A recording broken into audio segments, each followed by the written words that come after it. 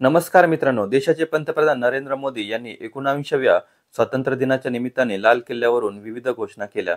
त्यामध्ये एक महत्त्वाची घोषणा जीएसटी मध्ये सुधारणा करण्याची सुद्धा होती.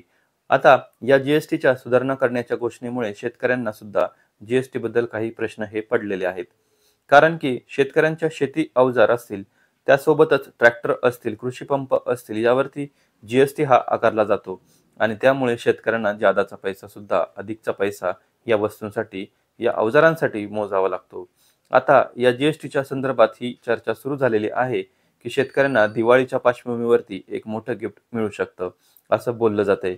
कारण की पंतप्रधान नरेंद्र मोदी यांनी त्या पद्धतीची ग्वाही जीएसटी मध्ये सुधारणा करून आणण्यासाठी दिलेली आहे. मग जीएसटी मध्ये जर का सुधारणा झाली तर शेतकऱ्यांना खरंच त्याचा काही फायदा होऊ शकतो का?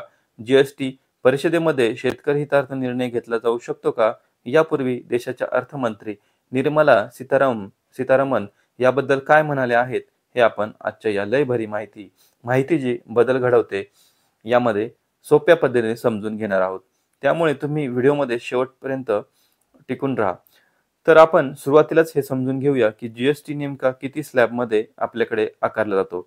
तर त्यामध्ये 0%, 5%, 12%, 18% आणि 28% असे एकूण 5 स्लॅब हे जीएसटीचे आहेत. ज्याला आपण वस्तू आणि सेवा कर म्हणतो. त्याचे हे 5 टप्प्यांमध्ये विविध वस्तूंवरती पदार्थांवरती जीएसटी हा या पद्धतीने आकारला जातो.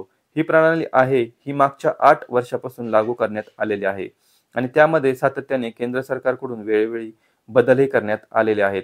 शेतीचा जर का विचार केला, शेतकऱ्यांचा विचार केला तर शेतकऱ्यांना जीएसटी मुळे विविध अवजार असतील, खत असतील त्याच्यासाठी अनेक पैसे मोजावे लागतात.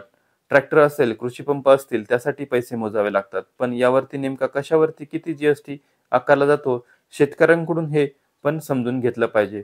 बऱ्याचदा शेतकरी असंही म्हणतात की बियाण्यासाठी सुद्धा जीएसटी आकारला जातो, परंतु केंद्र सरकार बियाण्यासाठी 0% जीएसटी आकारतं. मात्र 5% जीएसटी हा खत आणि अवजारांसाठी आकारला जातो. तर 12% जो काही जीएसटी आहे तो ट्रॅक्टर आणि कृषी पंपांसाठी आकारला जातो.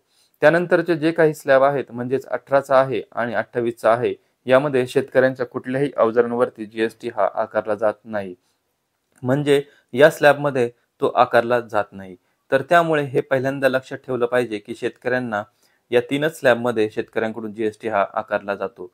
जर जीएसटी रद्द झाला तर शेतकऱ्यांना काय फायदा होऊ शकतो? खरं तर शेतकऱ्यांच्या कृषी पंपांच्या संदर्भात आणि ट्रॅक्टरच्या संदर्भात जीएसटीमुळे त्यांच्या किमतीमध्ये वाढ होते आणि त्याचा शेतकऱ्यांना मोठ्या प्रमाणात फटका बसतो. दुसरीकडे विविध अवजार असतात, ट्रॅक्टरचे असतात, शेतमशागतीचे वेगवेगळे अवजार असतात. तर त्यावरती सुद्धा हा जो काही जीएसटी आहे तो 5% आकारला जातो. त्यामुळे त्याच्याही किमती जास्त झालेल्या आहेत.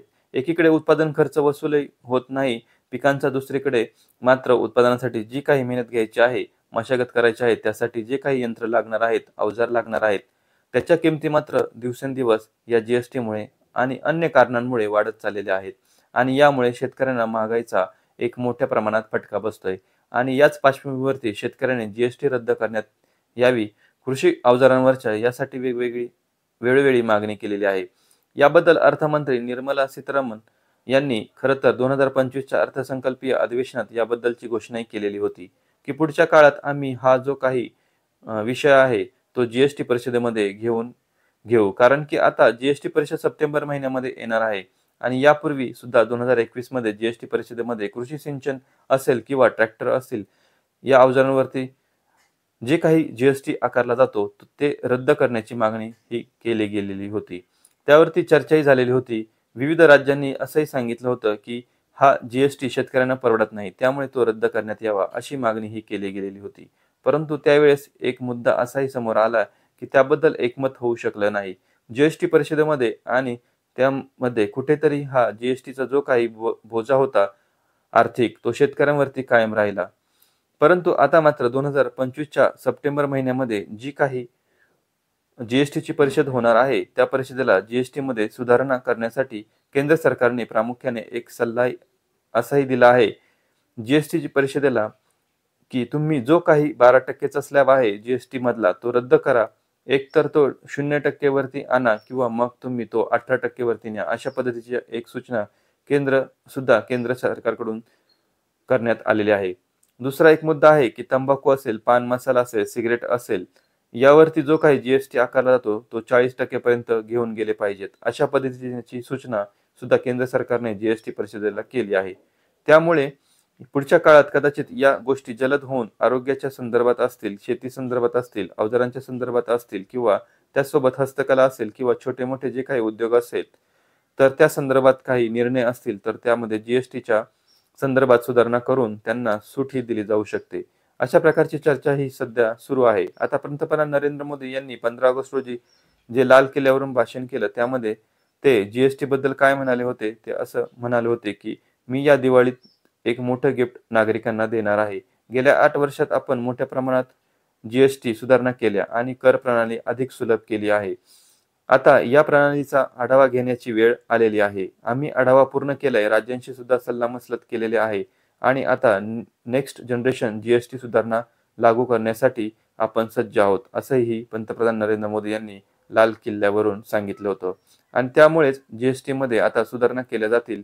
दिवाळीच्या पार्श्वभूमीवरती शेतकऱ्यांना आणि त्यासोबतच नागरिकांना त्यातनं दिलासा मिळेल, अशा पद्धतीची चर्चा सध्या सुरू आहे.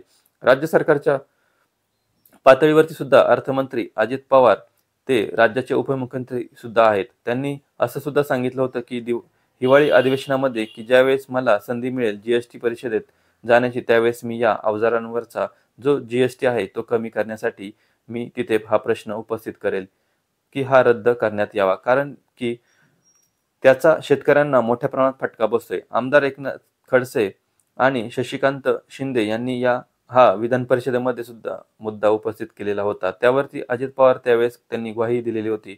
त्यामुळे कुठेतरी राज्य सरकारची ही भूमिका अशा दिसत आहे की शेतीवरील जो काही जीएसटी आहे तो कमी करण्यात यावा आणि त्यासाठीच आता जीएसटीची जी काही परिषद आहे ती सप्टेंबर महिन्यामध्ये होणार आहे आणि या जीएसटी परिषदेत शेतकऱ्यांसाठी जे काही विविध अवजार असतात, उपकरण असतात, खत असतात, ट्रॅक्टर असतात किंवा कृषी सिंचनाच्या ज्या काही सुविधा निर्माण करून दिलेल्या आहेत, त्यासाठी जे काही यंत्रणा लागते त्या यंत्रणांवरची, त्या उपकरणांवरची जी काही जीएसटी आहे ती आता कमी केली जाऊ शकते आणि तो कर कमी केल्यामुळे शेतकऱ्यांना दिलासा मिळू शकतो.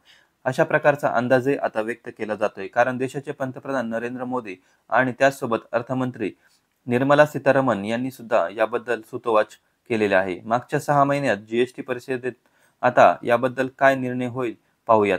लय भारी माहिती जी बदल घडवते. जय हिंद, जय महाराष्ट्र.